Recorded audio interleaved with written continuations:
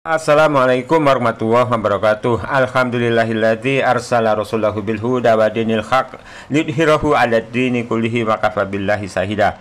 Pemirsa, ada sedikit kisah yang saya rasa perlu saya sampaikan ke publik, yakni tentang wasiat mertua saya sebelum meninggal dan kejadian kecil saat pemakaman. Tentunya ini tidak saya maksudkan menghibah keluarga sendiri, tapi harapan saya agar kejadian ini bisa menjadi edukasi publik betapa pentingnya memahami sunnah dan menaati sunnah, terlebih ketika menghadapi amalan yang sifatnya fardu kifayah. Pemirsa, saat kedua mertua saya masih dalam sehat-sehat saja, mereka beberapa kali memberi pengakuan bahwa di antara 5 anaknya yang kelak ingin mereka kumpuli adalah istri saya. Bukan karena istri saya yang dianggap paling kaya di antara kelima saudaranya, tapi karena di mata kedua mertua saya, istri sayalah yang paling dianggap murah hati, paling sabar, terutama terhadap kedua orang tuanya.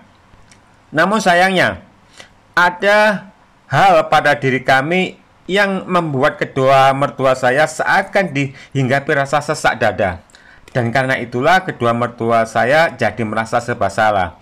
Satu sisi ingin menghabiskan sisa hidupnya bersama kami, tapi di sisi yang sama akidah kami dianggap berseberangan dengan masyarakat pada umumnya, sehingga hal ini dianggap merasa tidak nyaman bagi kedua orang mertua kami.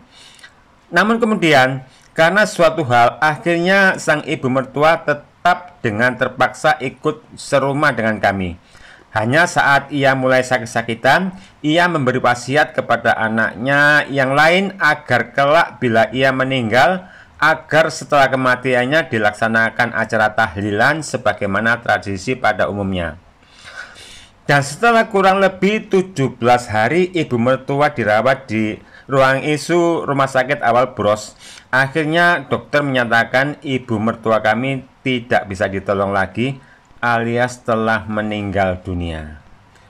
Dan saat itu juga akhirnya saya pesankan kepada istri saya agar saudara-saudarinya diajak berunding untuk menentukan yang terbaik di kediaman siapa yang jadi tempat proses perawatan mayat sampai pada pemakamannya.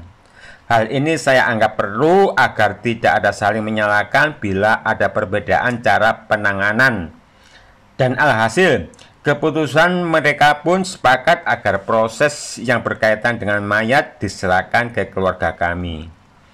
Pemirsa, setelah proses pemandian mayat selesai, lalu proses mensolati mayat selesai, maka selanjutnya pada proses pemakaman.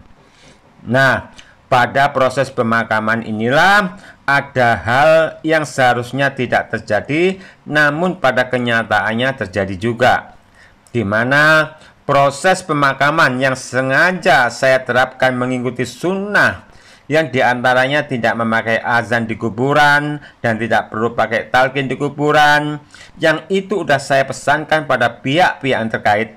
Namun tiba-tiba muncul seorang perempuan yang tidak kami kenal memprovokasi ke khalayak dengan seruan, "Memakamkan mayat kok nggak pakai doa, ya harus didoakan." Dan provokasi itu terus diulang hingga sang ustadz pun saat mengkonfirmasikan ke keluarga adik kandung istri saya, akhirnya atas kesepakatan keluarga adik istri saya itu, sang ustadz pun menuruti perempuan yang tidak kami kenal itu dengan menalkinkan mayat yang telah dikubur.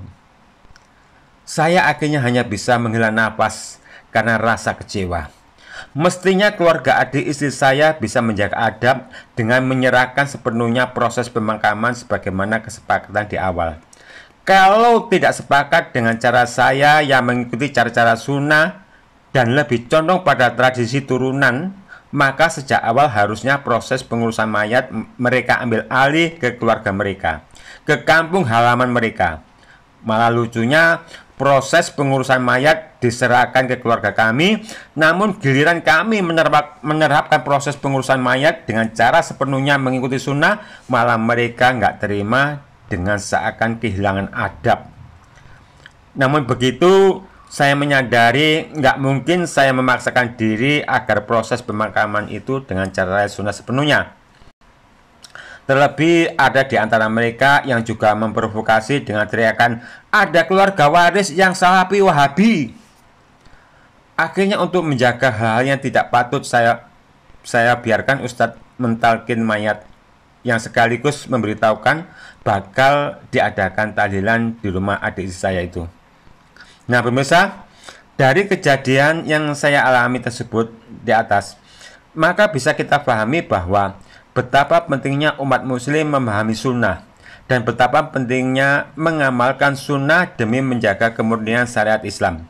Sebab bila sunnah tidak dipahami secara umum umat muslim, maka dampaknya bila untuk mengamalkan amalan yang sifatnya fardhu kifayah akan terjadi perselisihan.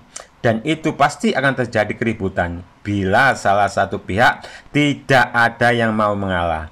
Terlebih menghadapi yang tidak mengenal sunnah, juga tidak mengenal adab. Tidak ada yang mengalah, bakal runyam. Dan juga perlu dipahami bahwa menunaikan wasiat hukumnya wajib, tapi dengan catatan bila wasiat itu tidak bertentangan dengan syariat. Namun bila wasiat itu bertentangan dengan syariat, maka wajib wasiat itu diabaikan. Karena bila wasiat yang salah itu ditunaikan, maka akan mengakibatkan dosa berjamaah, yakni dosa bagi yang bermaksiat, dosa bagi yang berwasiat, dan dosa bagi yang menunaikan wasiat. Hal ini sebagaimana sabda Rasulullah Shallallahu Alaihi Wasallam, la ta'ata li makhluqin fi ma'siyatillah, innama ta'ata fil ma'ruf. Tidak ada ketaatan kepada makhluk dalam hal kemaksiatan kepada Allah. Sesungguhnya ketaatan itu hanya dalam kebenaran. Nah, telah jelas bahwa ketaatan itu hanya ketika perintah itu benar, ketika wasiat itu benar. Tapi kalau perintah atau wasiat itu salah dan tetap dijalankan, maka akan mengakibatkan dosa berjamaah sekaligus membuang-buang harta dengan sia-sia. Nah pemirsa, demikian kisah yang perlu saya sampaikan dan moga kisah ini bisa jadi pelajaran bagi kita semua. Subhanakallahumma wa bihamdika asyhadu an la ilaha illa anta astaghfiruka wa atubu ilaik. Wassalamualaikum warahmatullahi wabarakatuh.